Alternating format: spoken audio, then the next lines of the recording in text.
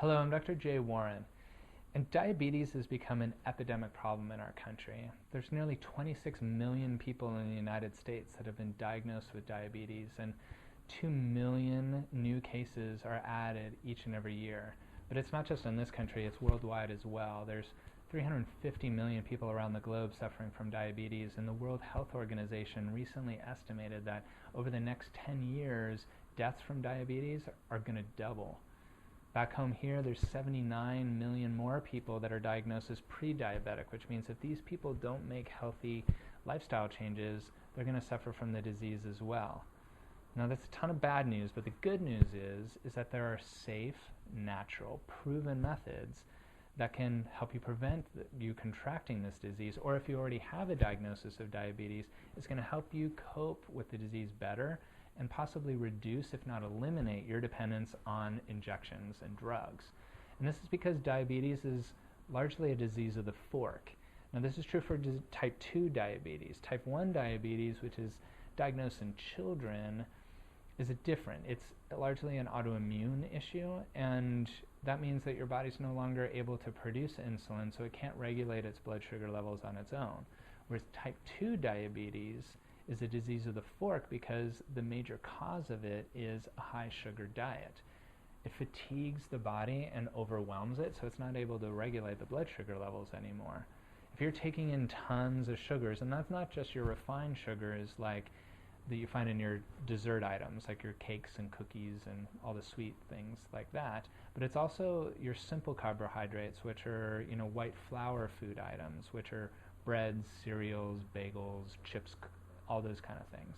Now, if you're taking in a ton of sugar, what happens is your pancreas secretes insulin to mobilize that glucose from the blood across the membrane into the cells where it can be used as energy. But if you're overwhelming your system with tons of sugar week after week, month after month, year after year, then two things happen. One, your pancreas just can't keep up. It fatigues out and it can't secrete enough insulin to be able to manage all the sugar that you're taking in. But two, and almost more dangerously, your cells become insulin resistant, which means that your cells stop responding to the signal of insulin to get that sugar out of the bloodstream and into the cells. So it stays in the blood, your blood sugar levels rise, and then you're given the diagnosis of diabetes. Now, if your blood sugar levels stay high chronically over a long period of time, it can have devastating effects on your health. High blood sugar levels cause high blood pressure because it causes your arteries to constrict. It increases blood clotting, which means you're at higher risk for heart attack or stroke.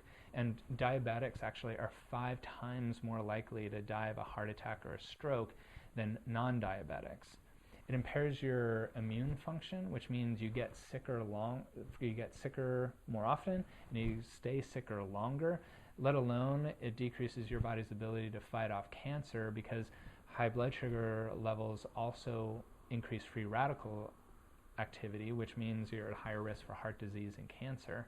But diabetes also puts you at higher risk for obesity, for kidney failure, for erectile dysfunction, for acne, for eyesight problems, including blindness, for neuropathy with pain and numbness in your hands and your feet. It is very pervasive. It's a huge problem. And the way you put yourself at risk for diabetes is there's many different factors, but the 5 main ones is diet, it's lack of exercise, it's obesity, poor sleep, and stress. And by far the most important one of those is diet. We just talked about if you're taking in too much sugar, your body just can't keep up with that, and it's going to stay in the bloodstream and wreak all the havoc that we just talked about on your health.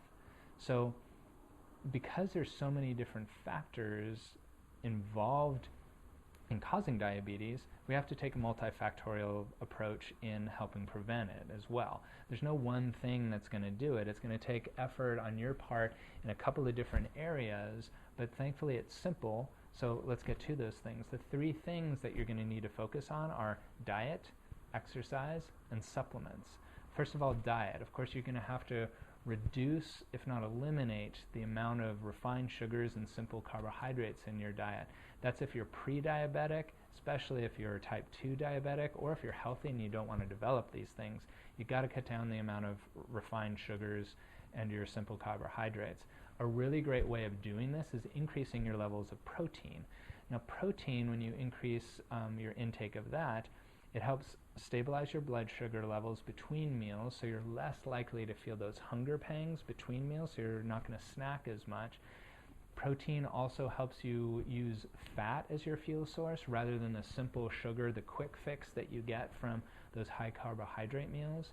But protein also is very satiating, which means that when you take protein in your meal, you're going to feel fuller faster, and you're going to feel satisfied at the end of that meal, so you're less likely to snack afterwards or to eat more at the meal because you feel full.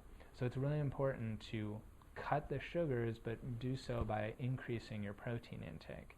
The second way to help you handle your blood sugar levels is exercise. Now, there's tons of reasons why exercise is great for your health, but as far as blood sugar handling is concerned, exercise helps burn that extra sugar that you're taking in your meals, and it also helps burn calories, so you're at a lower risk for becoming obesity, which obesity is a major risk factor for developing diabetes.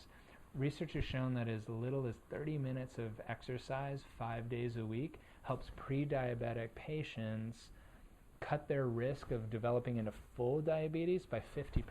It's just 30 minutes per day for 5 days a week can make those great changes. So make sure you get your body moving and get your exercise.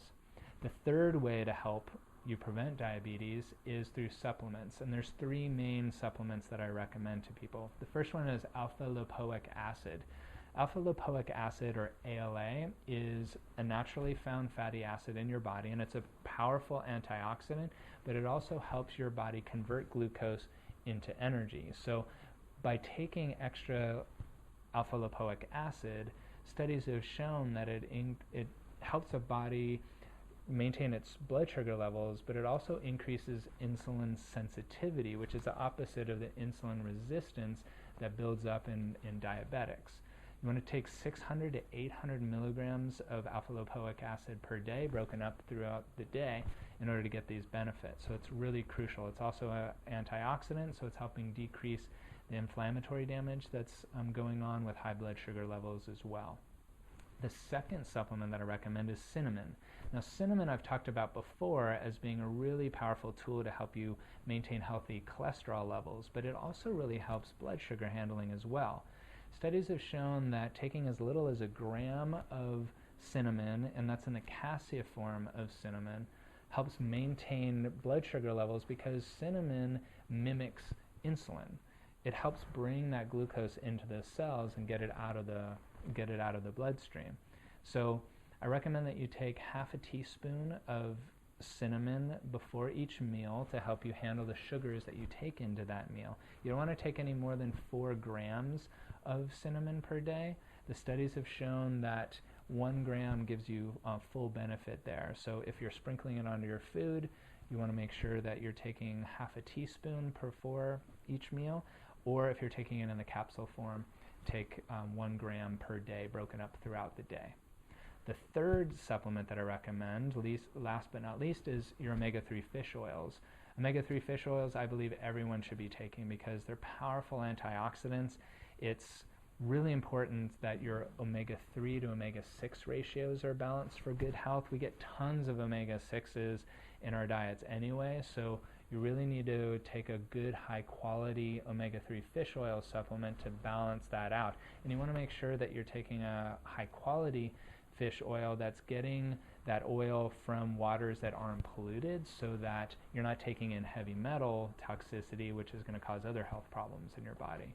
So make sure that the omega-3s you're taking 1 to 2 grams of it per day, and it's a powerful antioxidant, so it's going to help with the blood sugar handling, but it also decreases inflammation in your body so that it helps prevent heart disease, it's anti-cancer, and just helps your whole body function better. So it's your alpha-lipoic acid, your cinnamon, as well as your omega-3s. Those are the supplements, and then you definitely need to make impacts and make changes in your diet and exercise programs to really help your body function better so that you can prevent you contracting diabetes, or if you have diabetes, help your body manage it so you can really be healthier. And there's tons of more information down below here for you to get more informed. because I really want you to use this information to make impacts in your health so you can be healthier and so that you can be well.